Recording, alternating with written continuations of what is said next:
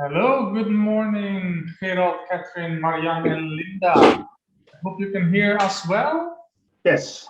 Marianne can also see me. I thought you were not able to join, Marianne. So nice to see you as well. There we have Gerald. So Linda, thank you very much for joining us. And then we have Catherine, yeah? Yes. All right, so it seems to all work smoothly today, the internet connection and so on. So I think we'll just simply get started. My name is Koen, I'm the CEO of Happy Trails. And today together presenting with me is Sandro from our Malaysia office, our product manager. Please note the meeting will be recorded. We've received some requests as well for the recording, so then you are aware of that. If during the meeting or this webinar you have any questions, feel free to stop us or ask them at the end, whatever works for you. And today, we're quite excited actually to share with you the news that officially it's possible now to travel to all our destinations. Although, as it is in this time, nothing's perfect yet, and it will take a little bit of time for us to be fully open without quarantine and all those kind of regulations. We believe this is a very good step forwards. So today, me and Sandro will take you through the reopening of Bali, or actually Indonesia in that sense, the reopening of Singapore, or actually how to enter Singapore through the vaccinated travel lane, as well as an update on Malaysia and its Langkawi travel bubble. So as you see here in the background picture, it is time for a holiday. This is beautiful Ubud, I think. So hopefully after this webinar about a lot of rules and regulations, we will be able to welcome some of you back to our beautiful destinations. So I'm quite excited to let you know that, since actually last week, Bali has reopened to international tourists. It's still very much in the early stages. We only had one flight landing on the 3rd of February, but flights are further scheduled by Singapore Airlines starting the 16th. So in short, what is the possibilities now to Bali as a destination? It's open for all nationalities. You will need a pre-approved visa, which I will take you through all the requirements today. Travelers need to be fully vaccinated, but it is possible for children who are not fully vaccinated to join. The whole trip needs to be pre-booked and arranged through a travel agency. Now, no worries, you're in this webinar, so you've got someone that can take care of that for you. Unfortunately, there's still a quarantine requirement at the moment, which is 5 days and 4 nights. But it's also possible to do that as a kind of semi-quarantine. So I'll take you through that to explain how that works. And there's even talks already of that going down to 3 days, 2 nights. The positive thing is Indonesia is often a destination where clients travel for 2, 3, 4 weeks. Once you are through your quarantine, you can travel anywhere in the country freely. There are no further requirements next to some testing in between the islands that any Indonesian would need to do as well. So we start today a little bit on the journey. We try to follow how it will be for PAX, because one of the first things they will do after they book their trip is to actually arrange the visa. So at the moment, Indonesia is not offering any visa-free options, but they're offering a sponsored tourism visa. So that means that tourism visa needs to be sponsored by a travel agency like Happy Trails. And at the moment, only 50 or 60 are registered. But no worries, we are fully registered. Our team went on a training last week, and we're actually totally ready to start that process. So roughly, it's open for all nationalities. It's valid for 60 days, even extendable up to 180. Some of the key requirements are proof of COVID insurance, which most travel insurances from Western countries do cover, as well as a proof of your vaccination. Happy Trails will be the sponsor in that case, and that comes with some extra documents that are needed, which I will explain as well. It's unfortunately not a free visa. There's a fee of $50 plus 200,000 Indonesian rupiahs. Which we will help you to pay. We will help to, let's say, receive the money and pay it through immigration as being the sponsor.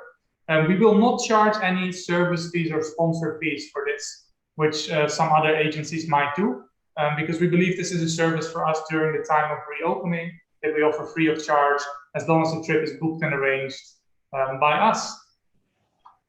So we put a little bit of requirements around that, and I'd also like to explain the reason why we do that. We say, okay, minimum people need to book a 10-day trip in Indonesia. Shouldn't be a problem if nobody goes much shorter than that. And the visa requires that all accommodation is booked and transportation throughout the trip is pre-booked. And pretty much they want to be able to trace where the people are. And us as a sponsor are actually signing documentation to say that we are liable for the traveler and taking care of that. Now, we happily do that. We've done that for many years, but that means also that we require everything to be booked to us. Because if it's not, we can't trace the traveler, we can't help them, we can't actually accept that responsibility properly. In most cases, I don't think such an issue because most of you will eventually book a complete package trip with us. So what kind of documents are needed to do this? We need some passport scans, as is quite common with any visa application. We need a proof of vaccination, a return ticket, a color picture, and a signed sponsorship agreement, and an agreement where the packs say that they agree with the COVID-19 rules in the country. All of this has been prepared and can be found on our client area in our website, where people simply can fill it out, sign the forms, and we can process it for them. We can apply for the visa from about 3 months before departure, because once the visa is issued, it's valid for an entry period of 3 months from the date of issue, and it takes approximately 10 to 15 working days at current.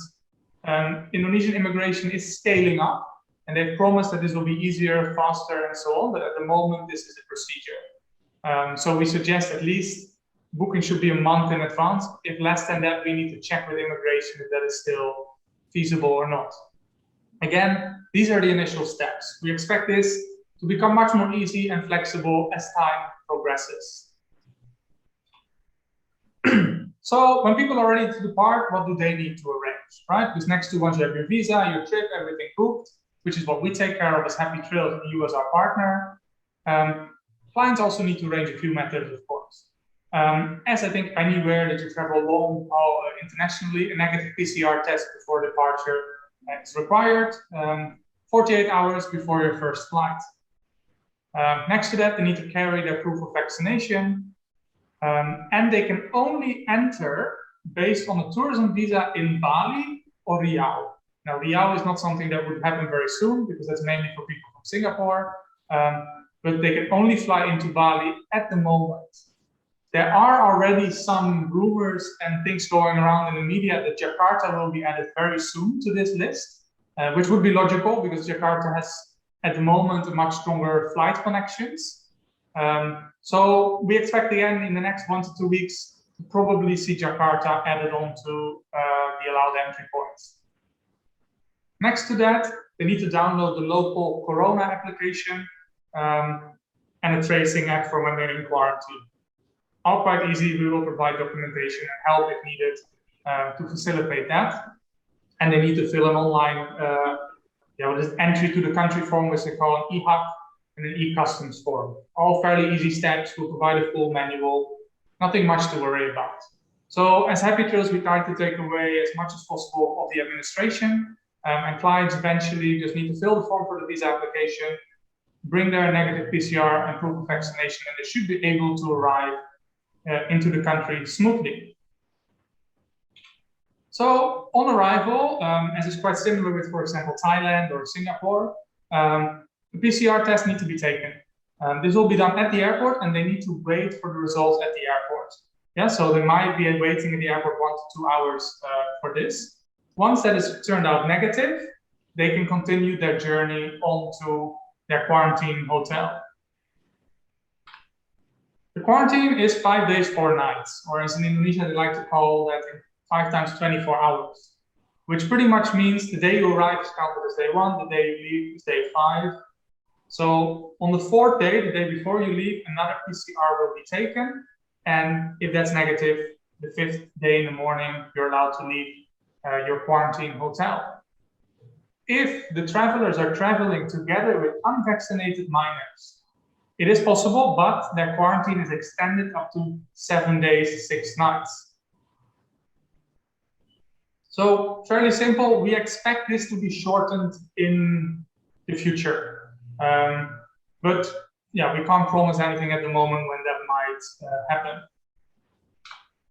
On the positive side, we actually have two types of quarantine people can select in Bali. This is where it comes to what they call here a bubble or warm-up quarantine. You could also call it a semi-quarantine. This is a selection of hotels. At the moment, there's 5, where they've blocked off a specified area in the hotel for people in quarantine, and you are allowed during the day on certain time slots to experience the facilities of the hotel. So you don't have to sit in your room and eat your food there. You can go to the restaurant between a certain time slot they give you.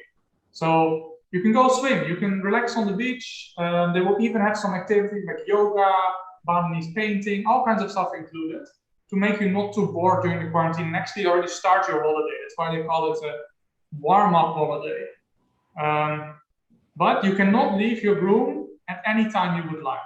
It is really set to certain slots because they're trying to keep certain groups from interacting directly with each other. It's very new. The first clients are still to arrive to do this, but it's a first step. More clarity will come certainly in the near future.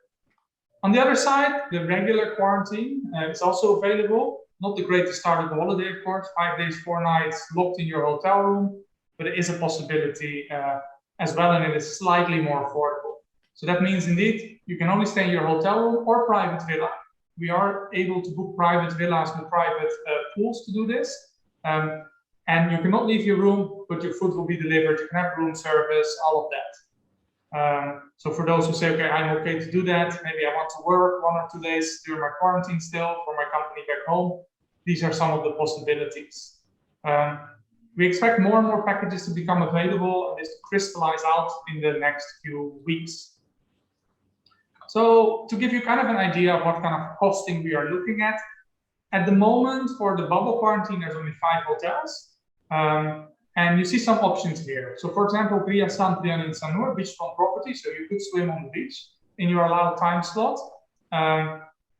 Costs about 875 euros for 2 people. For 5 days, 4 nights, that includes everything they need. So it includes the PCR tests, laundry, 3 meals a day, 2 coffee breaks, medical, medical support, etc., etc.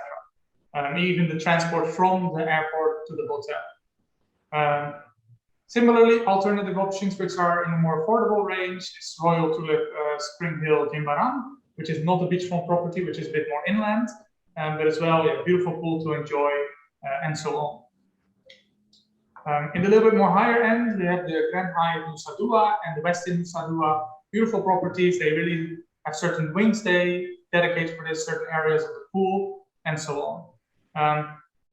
It's not crazy affordable. It's also not crazy expensive. It's a little bit in the middle, and we expect that more hotels will be eventually certified, and that the competition will grow up to be able to welcome more budget-conscious travelers. At the moment, these are the options. If you're looking at families, very much possible, slightly different pricing, but most of these hotels have family rooms. So they have multiple little apartments and so on, which could definitely be a possibility as well. If we look at the regular quarantine options, so that means really stay locked up in that room. Few options, you see they're slightly cheaper. They're about 600 euros, so 300 euros per person eventually. Good quality hotels as well.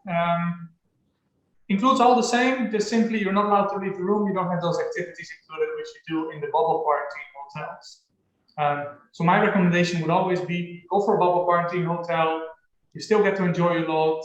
There's still I saw some activity schedules already coming by, and I thought, they're quite okay. You know, in a day they would do act painting in the morning, in the afternoon yoga. They had a nice slot of 2 to 3 hours to enjoy the beach.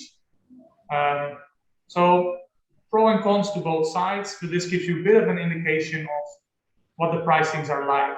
We're looking at villas, the prices can go up, of course, but for the regular quarantine options, there's about 60 hotels certified in Bali. So the choice and the variety is a bit more broad. And if we would later look at Jakarta would be added to the list. It's about 100 hotels there, which actually start at an even cheaper price point. So all in all, with these rules and regulations, it is possible to enter the beautiful island of Bali and enjoy your holiday. Once you have passed the quarantine period, there's no more control on you. You can travel as you please, as a local would. A lot of hotels are open and operational. There's amazing deals to be had at the moment. Most sites are open and operational. Restaurants are open and so on. The only thing to notice is if you travel in between different islands in the archipelago, you will need to do an antigen test before you can fly or cross by ferry. No worries, they're very easy to arrange. They're pretty much available anywhere, and we can actually have clinics come to the client's hotel and take the test there. Results come out in 15 minutes. So not too much to worry about in that sense. So what are we expecting that will happen in the near future related to the reopening? Again, as I said, this is a start. Yeah, we are expecting to see quarantine periods lowered over time. Actually, in Riau, near Singapore, there is already a zero quarantine travel bubble with Singapore and Batam. We're expecting hopefully that Bali will follow in that direction.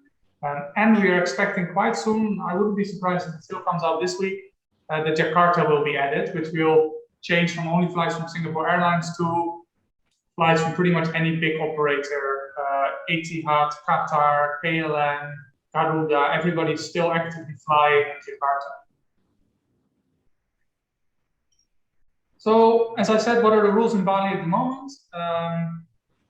They're pretty strict on mask wearing, so you have to wear them in public spaces. But if you're laying on the beach or enjoying the pool, it's not an issue, of course, to take it off. Social distancing is reasonably well applied. If you go to the mall or bigger restaurants, they'll do temperature checks, and there's an application in which you have to check in different locations to prove that you are vaccinated.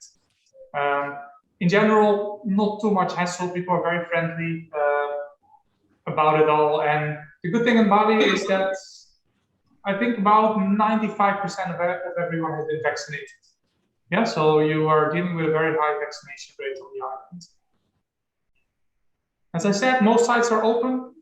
You can go to the temples, you can do most excursions, and restaurants are open as well. The only thing that is still closed is nightlife, party clubs, and so on. The beach clubs during the day are open. So when people want to go back home after they've had hopefully a lovely holiday, pretty much Indonesia doesn't really impose much rules. They only want to see a negative PCR before you depart. Again, very easy to arrange. We'll have someone come to the hotel, collect it. It's about 20 euros, if I'm not mistaken at the moment. And that will help you for the journey back to their home country or to anywhere else they would like to travel to. You can also travel, for example, from Bali to Singapore without needing to quarantine in Singapore through a vaccinated travel day. So it is even possible to combine different countries within the region. So let me tackle a few quite common questions. Can you travel outside Bali after the quarantine? Yes, absolutely. You want to go to Papua, you want to go all the way to north of Sumatra, not a problem at all. Everything operates, domestic flights are available. May unvaccinated children travel to Bali? Yes, not a problem. But they need to be, the quarantine will be longer. Can travelers share the room, even if they are not married? Yes, it's also not a problem, but you need to arrive on the same flight.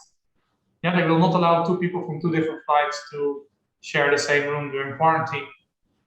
Even if they would be doing bubble quarantine and have two different rooms, their time slots might be different when they're able to use certain facilities. Which flights are available? At the moment, we only have 3 airlines which are committed to start flights directly into Bali. It is Singapore Airlines, once a day from Singapore. Batik Air, which is an Indonesian airline, has committed to start flights, although the starting date is not known yet. And Garuda Indonesia flies once a week from Tokyo. We are expecting this to increase once regulations will be more flexible. As well as I said, if Jakarta gets added, any connection is pretty much possible. It is not possible to fly into Jakarta, transit onto Bali, and then quarantine in Bali. You have to quarantine at the first point of entry. So that gives me a very brief summary on what Bali is, what it's open about. A lot more information, the exact details on the visa, the kind of quarantine packages, and so on can all be found in our client area. It has been updated all today, including a document where you can go through all the steps and see, what are the details and so on. So I do hope that helps you, but I hope that this gives you a bit of a rough indication of where the reopening stands at the moment, and for people interested to travel, what is feasible right now and what might be feasible in the future. So are there any questions about the current conditions to enter Bali? Okay, it's very quiet. Can I ask you one thing? Yes. Does it also work the other way around, that if people quarantine in Singapore, that then onwards they can go, or do they have to quarantine again in Bali? Unfortunately, the vaccinated travel lane between Singapore and Indonesia is a one-way. So that means if they travel from Holland to Singapore, they don't need to quarantine, but from Singapore to Indonesia, they do need to. Okay. But Sandro will tell you all about the vaccinated travel lane of Singapore right now. Hi, everyone. Yes, we're going to discuss now about, I'm going to tell you about what is happening in Singapore and in Malaysia, how traveler can actually travel. Sandro, we can hear you very poorly. So let's start again. We're going to talk about what is happening now in Singapore and in Malaysia, and how guests that are willing to travel to Singapore and Malaysia now can enter the country. Singapore is pretty easy and straightforward. As long as they are within the vaccinated travel lane, there will be a list of countries later, and they're fully vaccinated. And they take a PCR test upon arrival and one test 2 days prior departure to Singapore. They can easily enter Singapore. Of course, on selected flight, mostly from Singapore Airlines, but of course, there are plenty of flights from most of the capitals from Europe. There are flights from Italy, the Netherlands, Germany, UK, and Scandinavian countries. Can we go to the next slide, Kun? Thank you. The vaccinated travel lane at the moment, see Australia, see the following countries: Australia, Germany, Brunei, Canada, Denmark, France, all the countries from all over the world. And there are many countries that are actually added on a weekly or monthly basis. As I mentioned earlier, travelers need to be fully vaccinated and have a valid proof of the vaccination, which could be digital or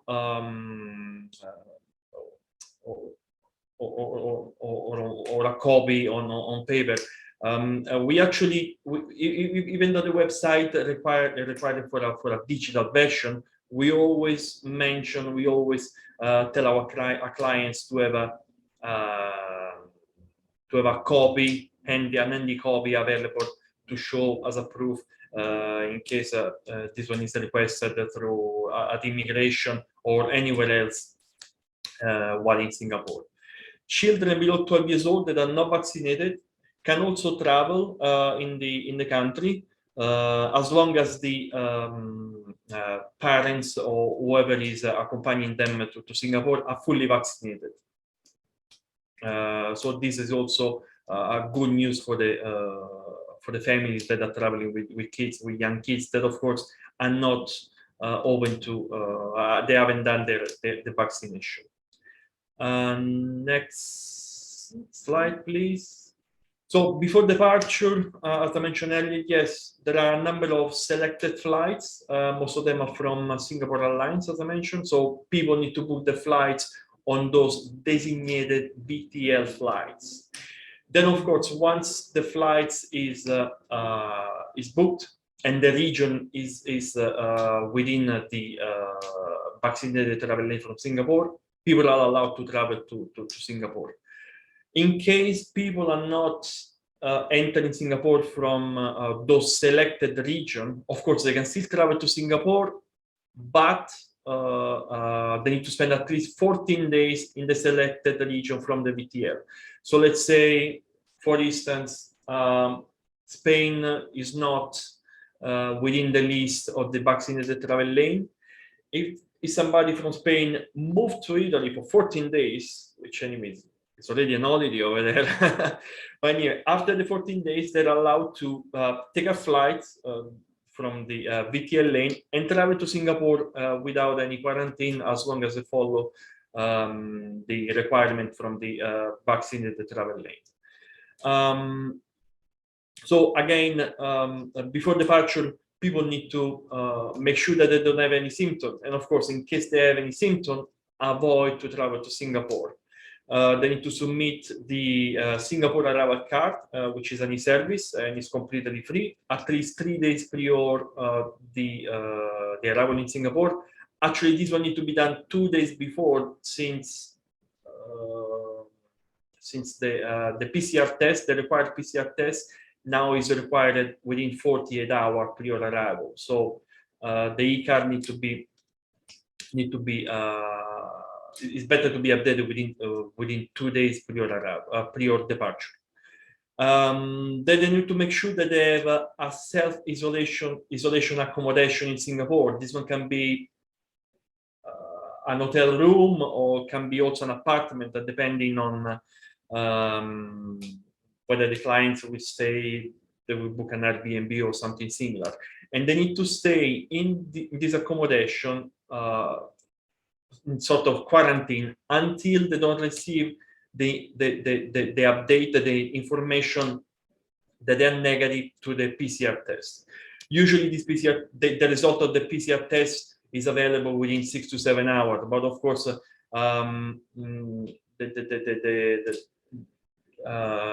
the authority in Singapore, they usually mention to stay in this quarantine room for a day, for 24 hours.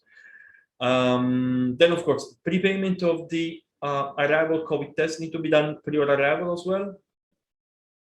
And then during the stay in Singapore, there will be additional 2 PCR tests that need to be taken to selected clinic. And this one need to be done on day 2 and day 5, if I'm not mistaken. And then a number of PCR tests, self PCR tests that need to be taken as well on day. The PCR tests are on day 3 and day 5, and the self tests are on day 2, day 4, and 6, if I'm not mistaken. Of course, to travel to Singapore, they also need to purchase COVID-19 insurance that cover a number of items in case of people get, of course, sick, and need to have a valid visa in case the visa is required to enter Singapore. Next slide, please, Kun. So upon arrival in Singapore, of course, the guests will disembark the plane, pick up, go through immigration, present, of course, the number of documents needed. Also, in this case, as we mentioned earlier, printed are always preferable, and in English, of course. Then they need to present a valid pre-departure COVID-19 test. Also, in this case, this one need to be in English, and of course, taken 48 hours prior the departure to Singapore, and a valid proof of the COVID-19 insurance policy. After passing immigration, the guests will take the PCR test, which they already prepaid, and then they can take a taxi or use a private transportation to stay in this quarantine room, let's say, for 24 hours. But as I mentioned earlier, usually the result of the PCR test will be received within 6 to 7 hours. So once the traveler is notified that they're tested negative for COVID-19, they can leave the room and they can enjoy Singapore travel around Singapore, visit Singapore, go to restaurant and so on without any problem. As I mentioned earlier, a number of tests will be required within the 7 days of the stay in Singapore, and there will be 2 tests that need to be taken to the clinic and a number of self-tests between the day 2 and day 7. For more information, of course, people can always refer to the webpage of the Ministry of Health of Singapore, but usually in brief, we managed to give you all the information so far. There is any questions about Singapore? Okay, also in Singapore, it's requested to wear a mask in public space. There is still a social distancing requested when in public space as well. And the only thing that Singapore is still a little bit strict is there is a number of maximum number of 5 people while in groups, especially eating in the restaurant. So if a family is more than 5 people, they need to split in 2 different tables, one in one side and one in the other side, but they cannot mingle together. So they're very strict on that, and that's possibly the biggest restriction so far.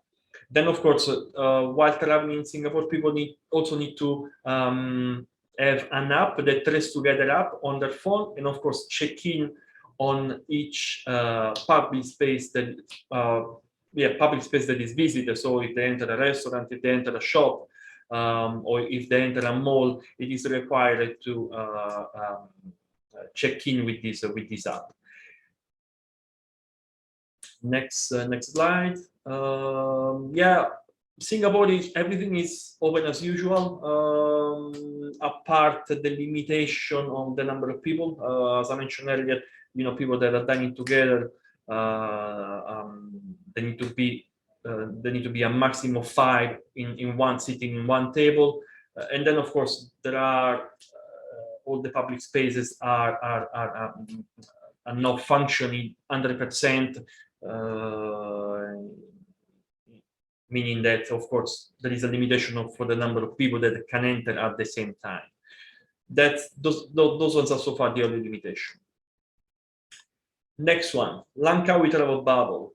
So people can also enter to visit Malaysia through the Langkawi travel bubble. It's open to all the countries internationally, apart a number of listed countries which are mentioned as a high risk, let's say. Next slide, please, Kun.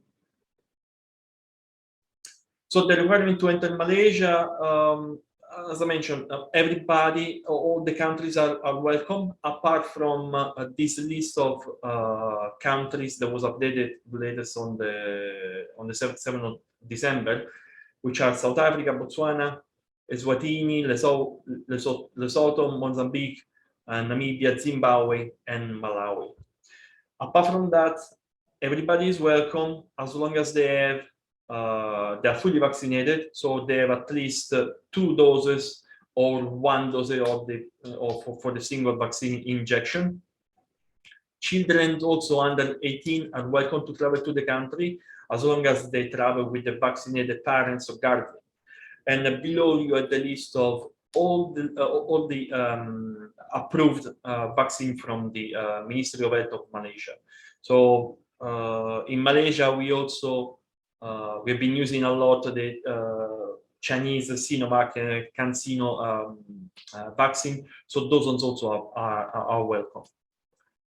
Next. Okay, now to what to do before departure. Of course, to book the trip, people need to make sure that they book the trip through a licensed tour operator or through a licensed agency. FIT are not welcome that are just walking into the country, and they book the hotel on booking.com and transfer with, I don't know, a taxi or whatsoever, are not welcome. So people need to book through a licensed travel agency. And just we would like to make sure that LTB Malaysia, it's a MOTAC license. We hold a license from the Ministry of Tourism of Malaysia, and we also received a travel safe. We also recently received a travel safe certification also from the authority in Malaysia. So we are ready to assist you in case you have any requests. So before entering Malaysia, also in this case, it is requested for the tourists that are willing to travel to Malaysia to have a PCR test 48 hours prior arriving, prior departure to Malaysia. Then, of course, they need to complete a net declaration form for the Ministry of Health. This one needs to be signed and need to be printed. Then you also need to purchase a COVID-19 insurance that is covering at least 80,000 USD. And of course, need to cover the daily isolation, quarantine facilities, emergency in case of somebody is diagnosed with COVID-19, and a number of other items. The insurance need to be in English and need to be printed as well. Upon arrival in Malaysia, again, well, people need to, unfortunately, they cannot fly directly to Langkawi. They need to travel through Kuala Lumpur International Airport. So arrive in Kuala Lumpur, take the test, wait for the test result, and then only after they receive the information that are negative of COVID-19, they can continue the travel to Langkawi. In case people arrive with a late flight, there is the opportunity to spend a night in one of the quarantine hotel, well, one of the hotel available in Kuala Lumpur International Airport, and then take the flight the next morning. But all the procedure after boarding the plane, after leaving the plane, need to be done on day one of the arrival. So the people need to be tested, need to take the PCR test upon arrival. And then once they receive the information that they're negative, of course, they can continue and connect to Langkawi.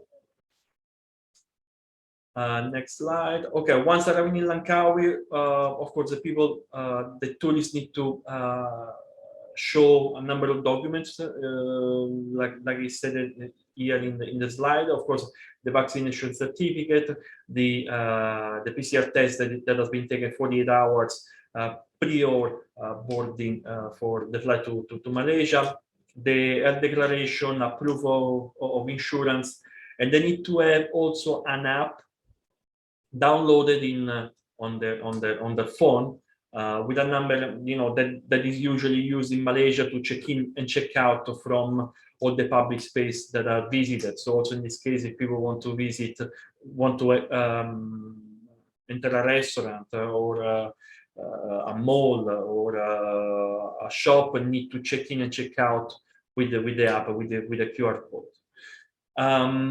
Once in Langkawi, the minimum stay in Langkawi is, of course, 3 days, but I don't think people will travel from Europe just for 3 days. And the minimum stay, if people want to visit other part of Malaysia, is 7 days. So after the 7 days, people can eventually travel to different destinations and visit more of the country. But of course, a number of PCR tests are requested. So usually on day 2 and also on day 5, PCR tests are requested, and these will need to be taken to a clinic in Langkawi, and we will be able to help you to arrange that with a guide that will follow you. That will follow you during your stay. So for more information, of course, it's always important to visit the Ministry of Tourism of Malaysia, and of course there is also the information how to download the app if people are willing to visit Malaysia. Next slide. Okay, here there are a number of frequently asked questions. Is a guide required? Yes, unfortunately, a guide is required during the 7 days of the stay in Malaysia. This one, unfortunately, it's one of the negative side, let's say, while traveling in this travel bubble, because of course it's a little bit pricey. It's about 250 ringgit per day, but it's a mandatory requirement by the government for people that are traveling on this vaccinated travel lane. So, sorry, Langkawi travel bubble. Then when if there is any information about the reopening of Malaysia, yes, we actually have a very important news that is pretty fresh news that was shared by the local newspaper about 4 hours ago in Malaysia, that the government is planning to reopen Malaysia by the 1st of March. So this is very a good sign, let's say. Then can travel outside Langkawi after the 7 days? Yes, they can. After a PCR test has been taken on day 7, an additional PCR test needs to be taken on day 7, and then on the following day, so starting from day 8, people can travel outside Langkawi and visit the rest of the country, except Sarawak for the moment. But they can visit everything in Peninsular Malaysia. They can travel to Sabah, so Kota Kinabalu, visit Kinabatangan, climb the Mount Kinabalu, and so on. And only after 14 days in Malaysia, eventually they can travel to Sarawak. Anyway, also within after 14 days, people are also allowed to travel to Singapore. So also in this case, people can travel through Kuala Lumpur, eventually spend the 7 days within the Langkawi travel bubble, spend 14 days in Malaysia, and then travel to Singapore without any quarantine requirement, but travel through the travel lane. So of course, a number of tests will be required also in this case. But apart from that, they don't have to do anything else. Then of course, what happens when somebody tested positive? This is where the insurance come in. Of course, they need to quarantine, they need to be taken to special assigned facilities or to private hospital where they will be cured. Then can travel arrive at other airports? Unfortunately, not at this time. So they can only travel through Kuala Lumpur International Airport, Terminal 1, only through Terminal 1, take the test, and then take a connecting flight to Langkawi. Then may unvaccinated children travel to Malaysia? Yes, as I mentioned earlier, unvaccinated children, well, also teenagers below the age of 18, can travel to Malaysia as long as they travel with their parents or the guardians and they are fully vaccinated. Next slide. Okay, as I mentioned earlier, yes, we have a good news to share about Malaysia, that the borders are expected to be open on the 1st of March. The National Security Recovery, the National Recovery Council, which is a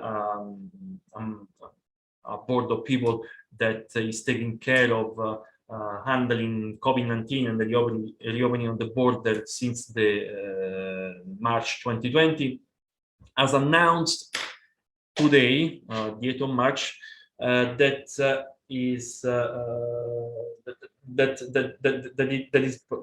is proposing to the government the reopening of the country without any mandatory quarantine by next month, so possibly by the 1st of March. At the moment, it's not official. Those information were only shared through newspaper. But of course, as soon as we're going to receive more information, we will be more than happy to share it with you. Next slide.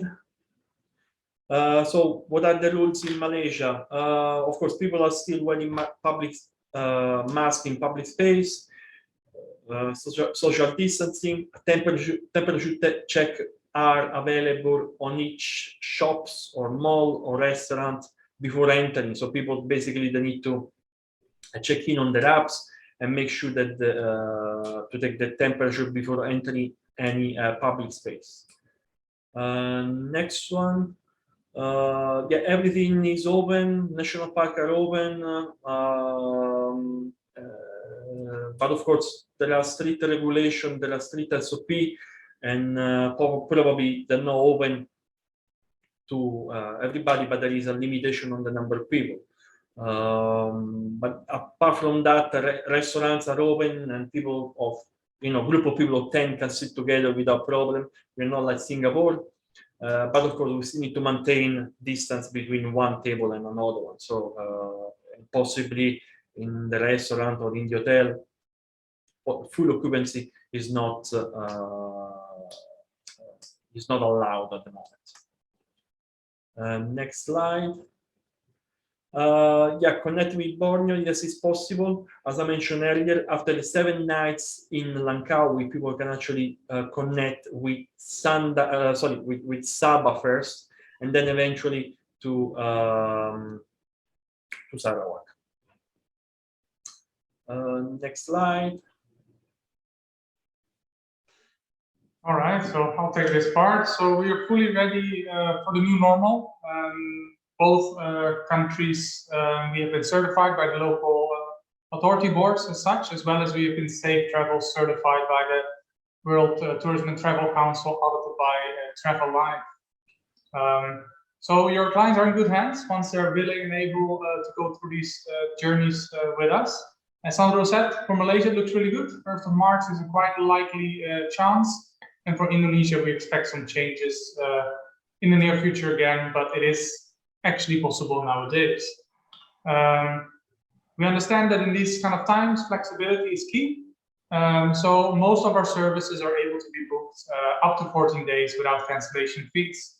There's always some exclusions, private charter boats, domestic flights, and so on.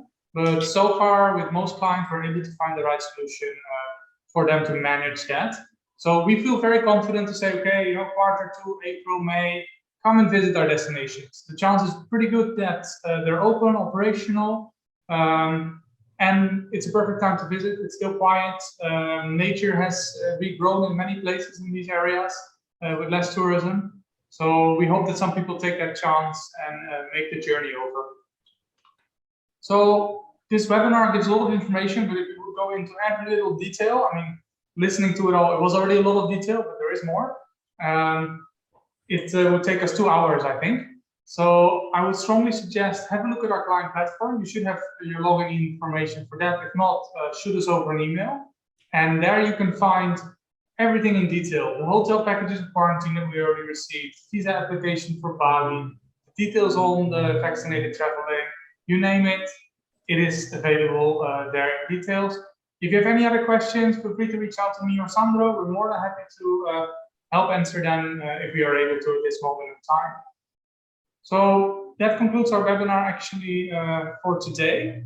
Are there any questions at this moment in time? I have. This is only for people who don't work for Happy Trails, I still have. Yes. In case I want to come over. No, just about the app actually, because when you download the app, how does the app recognize you are fully vaccinated, for example? Mm-hmm. Yeah, so for the QR code.